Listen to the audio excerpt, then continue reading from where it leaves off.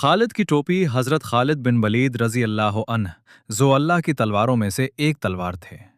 आप जिस मैदान जंग में तशरीफ ले जाते अपनी टोपी को जरूर सर पे रख कर जाते और हमेशा फतेह ही पाकर लौटते, कभी शिकस्त का मुंह ना देखते।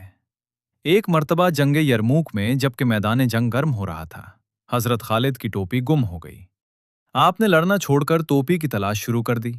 लोगों ने जब देखा कि तीर और पत्थर बरस रहे हैं, तलवार और नेज़े अपना काम कर रहे हैं, मौत सामने है और उस आलम में खालिद को अपनी टोपी की पड़ी हुई है और वो उसी को ढूंढने में मसरूफ हो गए हैं, तो उन्होंने हजरत खालिद से कहा, जनाब टोपी का ख्याल छोड़िए और लड़ना शुरू कीजिए। हजरत खालिद ने उनकी उस बात की परवाह ना की और टोपी की बदस्तूर तलाश शुरू रखी। आखिर टोपी उनको मिल गई तो उन्होंने खुश होकर कहा, भाइयों, जानते हो मुझे ये टोपी क्यों इतनी अजीज है? जान लो कि मैंने आज तक जो जंग भी जीती इसी टोपी के तुफैल।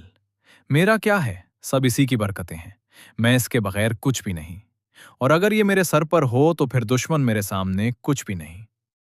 लोगों ने कहा, आखिर इस टोपी की क्या खूबी है? तो फरमाया, ये देखो इसमें क्या है।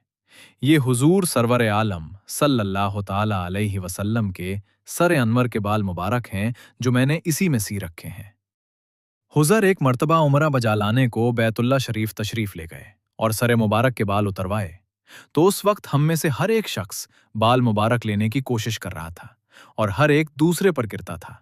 तो मैंने भी इसी कोशिश में आगे बढ़कर चंद बाल मुबारक हासिल कर लिए थे और फिर हिस्सा अव्वल 37 इस टोपी में सी लिए। ये टोपी अब मेरे लिए जुमला बरक़ात व फतूहात का जरिया है। मैं इसी के सदक़े में हर मैदान का फातिह बनकर लौटता हूं। फिर बताओ, ये टोपी अगर ना मिलती तो मुझे चैन कैसे आता? सबका हुजूर सरवर आलम सल्लल्लाहु ताला अलैहि वसल्लम ही जुमला बरक़ात व इनामात का जरिया है और आपका बाल बाल शरीफ बरकत व रहमत है। और ये भी मालूम हुआ कि सहाबा इकराम अलैहिमुर रिज़वान हुज़र सल्लल्लाहु ताला अलैहि वसल्लम से मुतल्लिक अशिया को बतौर तबर्रुक अपने पास रखते थे, और जिसके पास आपका बाल मुबारक भी होता, अल्लाह ताला उसे कामयाबियों से सरफराज फरमाता था। हमारी ऐसी ही कहानियां सुनने के लिए चैनल को सब्सक्राइब और वीडियो को लाइक और बेल आइकन को ऑन कर दीजिएगा, ताकि हर ऐसी ही आने वाली कहानियां आपको मिलती रहें। शुक्रिया। अस्सलामु अलैकुम।